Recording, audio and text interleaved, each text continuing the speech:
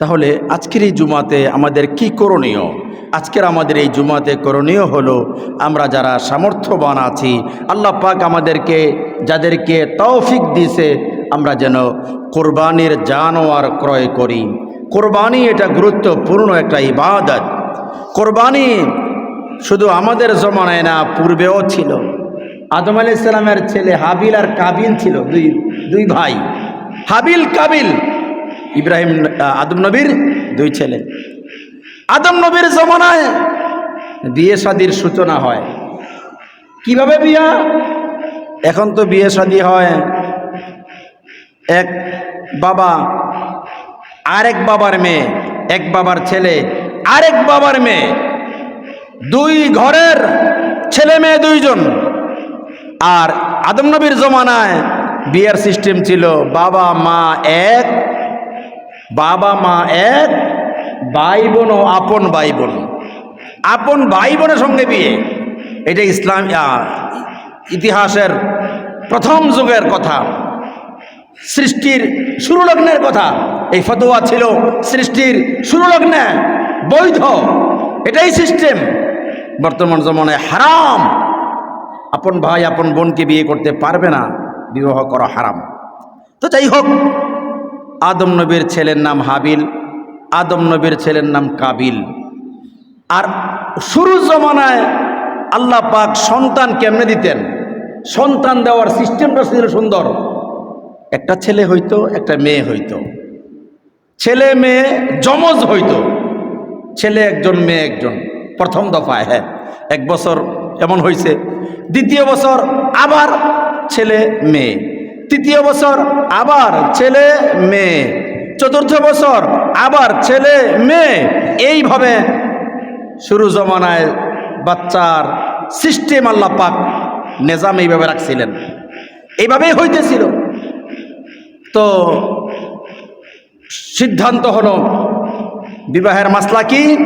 বিবাহের মাসালা হলো বড় ভাইয়ের সঙ্গে বড় বোন যে হয়েছে, এদের বিবাহ নিষেধ।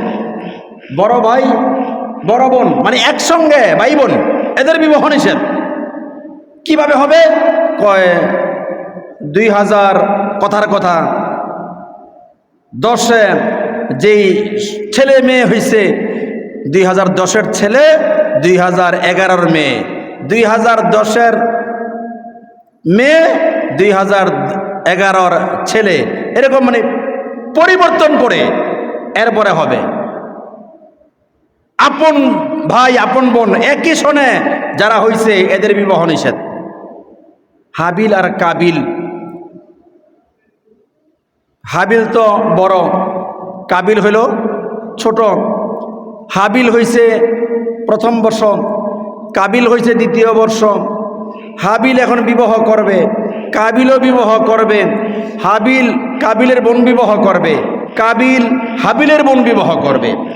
এইভাবে মা বাবা একই, কিন্তু ঘটনাক্রমে হাবিলের সাথে যেই বোনটা, ওই বোনটা হয়েছে একটু কালো। কাবিলের সঙ্গে যেটা হয়েছে ওইটা হয়েছে সুন্দর। কেমন জানি দুই ভাইয়ের মধ্যে এক ভাই বলে ফেলল, কয় না আমি এই আইন মানি না। আরে আশ্চর্য তো, কেন? আমি মানি না এই জন্যে যে আমার সাথে যে বোনটা হয়েছে এটা হয়েছে কালো,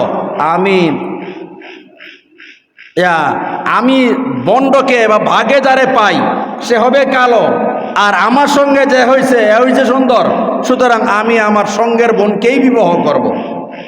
আরেক ভাই বলে, ছোট ভাই বলে, না এটা শরীয়তের নিয়ম না, এটা ইসলামের নিয়ম না, এটা আল্লাহর আইনের খেলাফ। কেন? আইন বিরোধী কাজ। আইন টাইন মানি না, বিবাহের ক্ষেত্রে আমি এটাই বিয়ে করব।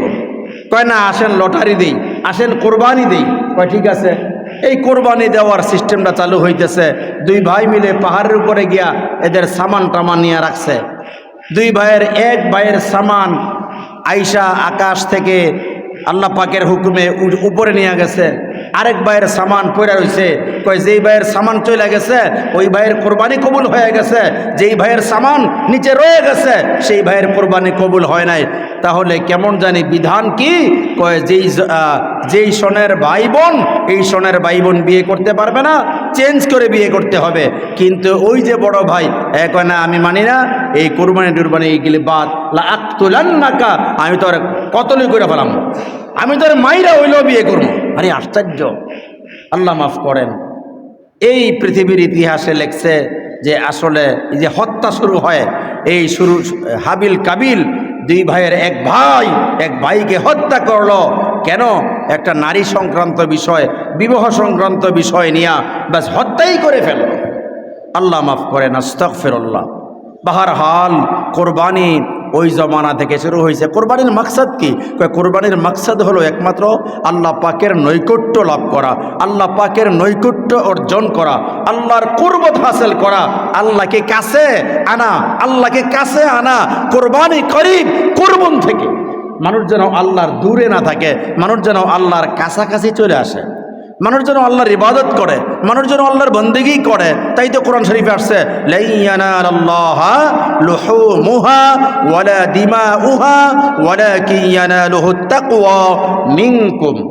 রব্বুল আলামিন বলেন, কোরবানির জানোয়ার, গরু, খাসি, দুম্বা, ভেড়া ইত্যাদি এগুলা কিছুই আল্লাহ পাকের কাছে পৌঁছে না। আল্লাহর কাছে পৌঁছে মনের ভাবটা, মনের ভাব কি নাম না কাম। নামে যারা কোরবানি করে এটা আল্লাহ পাক পছন্দ করে না, কবুল হয় না। আর বাস্তবে কাজের কোরবানি যারা করে আল্লাহ পাক এদের কোরবানি কবুল করেন। আমরা চেষ্টা করব আগামী জুমাতে ইনশাআল্লাহ কোরবানির যেই ঐতিহাসিক ঘটনা, ইব্রাহিম আলাইহিস সালাম আর ইসমাইল আলাইহিস সালাম, এই দুই পয়গম্বরের হালতগুলো নিয়ে আমরা পর্যালোচনা আগামী জুমাতে করব ইনশাআল্লাহ। তাই আজকের এই জুমাতে আমরা বলবো কোরবানি হবে সির্ফ সহি নিয়তে। সহিহ বুখারী শরীফের মধ্যে হাদিস আসছে, ইন্নামাল আমালু বিন্নিয়াত, সকল আমল নির্ভর করে কিসের উপরে? নিয়তের উপরে।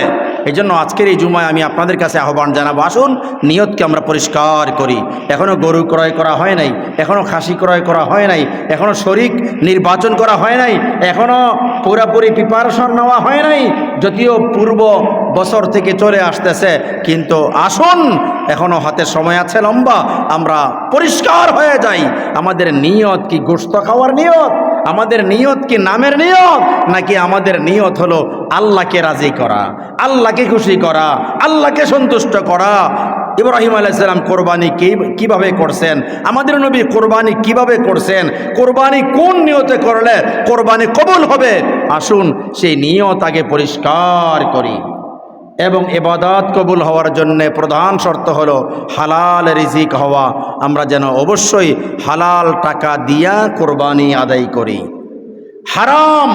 হারাম এর ধারে কাছেও যেন আমরা না যাই। হক হালালভাবে আমরা কোরবানি করার চেষ্টা করব এবং চেষ্টা করব আমরা সহি নিয়তে কোরবানি করতে। নিয়ত সহি হওয়া চাই, মাল হালাল হওয়া চাই। এই দুটার সমন্বয়ে ইনশাআল্লাহ আমরা কোরবানির দিকে আগাবো। আল্লাহ পাক আমাদের সবাইকে সহিভাবে